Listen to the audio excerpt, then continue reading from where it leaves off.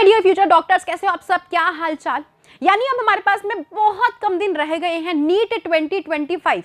यानी जो हमने सपना देखा था किसका, फ्यूचर डॉक्टर बनने का, है ना, हमें डॉक्टर बनना है, उसके सपने का पहला पड़ाव आने के लिए अब कुछ ही समय रह गया है।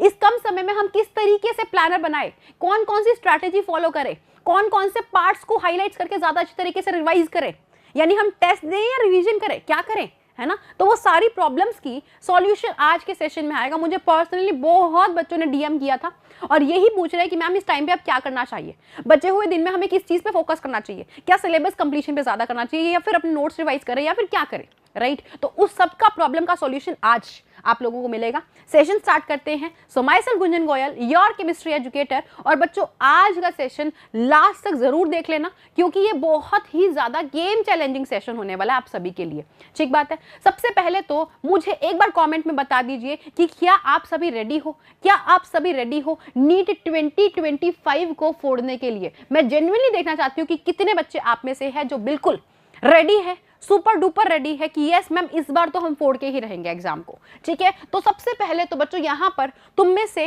ये दो कैटेगरीज में स्टूडेंट को डिवाइड किया है। पहले वो जिनका सिलेबस कंप्लीट हो चुका है और दूसरे वो जिनका अभी तक सिलेबस कंप्लीट नहीं हुआ है। दोनों के दोनों खुश मत होना, दोनों को बता रही हूँ क्या करना है। जिनका सिलेबस सबसे पहले कंप्लीट हो चुका है तो बहुत अच्छी बात है, आप लोगों ने अपना सिलेबस कंप्लीट कर लिया, बहुत अच्छी बात है, खुशी मिल रही होगी कि यस अब फाइनली सिलेबस तो कंप्लीट हो गया।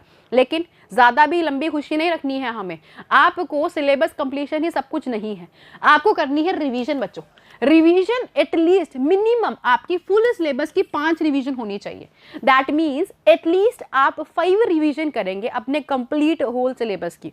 5 टाइम रिवाइज करने का मतलब ये होता है कि हमारे दिमाग में सभी कॉन्सेप्ट्स एक तरीके से रिटेन हो गए हैं। कम रिवीजन करने से जब एग्जाम में आप बैठोगे ना क्वेश्चन करने के लिए तो वो चीजें ध्यान नहीं आएगी, इसीलिए कम से कम 5 फुल सिलेबस रिवीजन आपकी होनी चाहिए। नाउ द क्वेश्चन है कि मैम फुल सिलेबस में क्या चीज रिवाइज करें। तो बच्चों फुल सिलेबस में आपकी एनसीईआरटी, आपके नोट्स जो आपने हैंड रिटन बनाए हैं, क्लास नोट्स होते हैं, क्वेश्चन प्रैक्टिस जितने हो सकते हैं लाइक डीपीपीस, आप तो जो आपने पहले सॉल्व करी थी उसमें मार्क ऑन कर रखे हैं ना, उन डीपीपीस को रिवाइज करो, ठीक है। In text back exercise question revise करो, पीवाईक्यूज रिवाइज करो, है ना, पीवाईक्यूज क्वेश्चन सॉल्व करो। तो आपको ये क्वेश्चन प्रैक्टिस करनी है। माइंड मैप और फॉर्मूला शीट आई होप आप लोगों ने बना रखी होगी अपनी फॉर्मूला शीट या माइंड मैप्स, ठीक है। तो ये आपको रिवाइज करना है लास्ट मोमेंट के लिए। उसके बाद बात करेंगे मॉक टेस्ट। ये वो दो चीजें हैं जो अक्सर बच्चे नहीं करते हैं, यानी सिलेबस में लग जाते हैं, रिवीजन में ही लग जाते हैं या फिर ढंग की तरह रिवाइज नहीं करते। और मॉक टेस्ट तो बहुत कम बच्चे होते हैं जो शिद्दत से मॉक टेस्ट दे रहे होते हैं, है ना। तो ये चीज़ भूल के भी, ये सबसे मेन रामबाण उपाय है जो आपके नीट के स्कोर को इन्हांस करेगा, इम्प्रोवाइज करेगा। बच्चों मॉक टेस्ट ये आपको आईना दिखा रहे हैं कि आपने कितनी तैयारी करी है और कितनी तैयारी आपकी एक्चुअली हुई है, ठीक है। तो ऑल्टरनेट डेज पे यानी आज मॉक टेस्ट दिया, ठीक है, अगले दिन रिवीजन, फिर मॉक टेस्ट, फिर रिवीजन, फिर मॉक टेस्ट, फिर रिवीजन, इस तरीके से आपको करना है। कम से कम 25 से 27 मॉक टेस्ट आप लोगों को देने हैं, जिससे आपको आइडिया लगेगा कि एग्जाम को किस तरीके से हमें करना है, अटेम्प्ट, ठीक है। तो उसके बाद दूसरी कैटेगरी आती है वो बच्चे जिन स्टूडेंट्स ने अभी तक सिलेबस कंप्लीट नहीं किया है।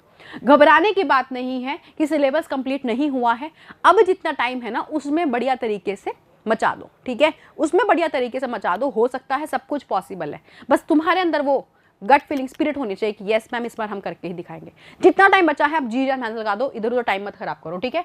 येट टू कंप्लीट, अभी तक सिलेबस कंप्लीट नहीं हुआ है तो आपको ट्राई करना है अपना सिलेबस 20 से 25 दिन में कंप्लीट करके नक्की करो। उसके बाद रिवीजन, कम से कम 3 रिवीजन आपको करनी है। बच्चों सिलेबस ही सब कुछ नहीं होता है, जिसके बाद सिलेबस करने के बाद रिवीजन और मॉक टेस्ट जिस बच्चे ने नहीं दिए कोई फायदा नहीं है, भूल जाओ आपने सिलेबस करा भी है या नहीं भी किया तो, ठीक है। उसके बाद 3 रिवीजन कंप्लीट सिलेबस की, कम से कम 3 रिवीजन, वही आपको प्रैक्टिस क्वेश्चंस करने हैं। मॉक टेस्ट मिनिमम आपको 15 मॉक टेस्ट देने पड़ेंगे। अगर नहीं मान रहे हो बात तो फायदा नहीं है।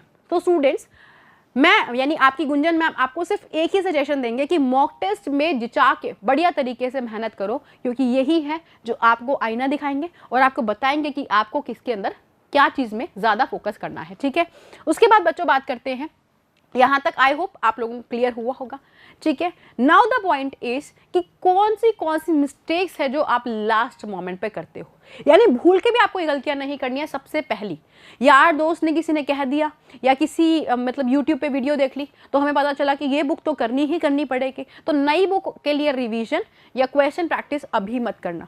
नई बुक उठाना मत, नई बुक इसलिए नहीं उठाने क्योंकि नई बुक से आप लोगों को खुद को ही पता क्या होगा कि यार ये वाले क्वेश्चन तो मुझे आते नहीं थे, ये क्वेश्चन तो मुझे हो नहीं रहे हैं, अब ये मुझे क्वेश्चन हो नहीं रहे हैं तो हम घबराएंगे, वो हमें फोबिया हो जाएगा पार्ट का, और जितना कॉन्फिडेंस हमें था वो बिल्कुल ड्रॉप हो जाएगा, आते हुए क्वेश्चन भी हम नहीं कर पाएंगे, ठीक है। तो ये आपको नहीं करना है, डिफरेंट बुक्स अब अपने नहीं लेनी है आपको, ठीक है। रिविजन अब डिफरेंट बुक से नहीं करनी है आपको अपने ही नोट्स जो आपने बनाए हुए हैं, एनसीईआरटी आपकी भगवान है, उसको पढ़ो। Don't waste your time. References में डिटेल्ड वीडियो में अब टाइम मत दो कि हमने बहुत डिटेल वीडियो देख के चैप्टर के अंदर होल्ड कर लिया, नहीं। अब आपको शॉर्ट वीडियोस के थ्रू अपना रिवीजन कंप्लीट करना है। Follow a same pattern of mock test. बच्चों इसके अंदर आपको जैसे मॉक टेस्ट आप दे रहे हो, जिस पैटर्न दे रहे हो, जैसे फिजिक्स पहले दे दिया फिर केमिस्ट्री फिर बायोलॉजी, या बायोलॉजी फिर केमिस्ट्री फिर physics, what ever the thing mean, अब जैसे पैटर्न में फॉलो कर रहे हो वैसा ही पैटर्न चलते रहने दो। आसपास के लोगों से इन्फ्लुएंस मत हो, आप जैसे कर रहे हो वैसे ही चलते रहने देना, क्योंकि एग्जाम में वही पैटर्न आपका हेल्प करेगा, नहीं तो आप चेंज करते रहोगे तो एग्जाम में और प्रॉब्लम आएगी आपको, ठीक है। तो ये चीज़ का आपको ध्यान रखना है खास करके। तो यहाँ तक मुझे लगता है आप लोगों को जितनी बातें मैंने बताई हैं आप डेफिनेटली उस पर इम्प्लीमेंट करोगे। मुझे एक बार कमेंट सेक्शन में तुम्हारे सबकी तरफ से, जो एक सीरियस नीट एस्पिरेंट है उस सबकी तरफ से मुझे ये चाहिए कमेंट सेक्शन की, यस मैम नीट 2025 को फोड़ के दिखाएंगे, है ना। इस बार का नीट 2025 का स्कोर हम डेफिनेटली बहुत अच्छा लेके आएंगे। तो बच्चों यहाँ तक के लिए मेरे को लगता है आपके लिए सफिशिएंट होगा। Do let me in the comment section की क्या चीज़ की प्रॉब्लम फेस कर रहे हो, मैं आपके लिए डेफिनेटली उसके ऊपर वीडियो बना लूँगी, ठीक है। तो मेरी तरफ से थैंक यू सो मच। अगर अभी तक सेशन आप देख रहे हो तो डेफिनेटली तुम वो नीट एस्पिरेंट हो जो अपना सपना पूरा करने के लिए कुछ भी कर सकता है, ठीक है। तो मिलते हैं दूसरी वीडियो में, till then bye bye, see you all and good luck.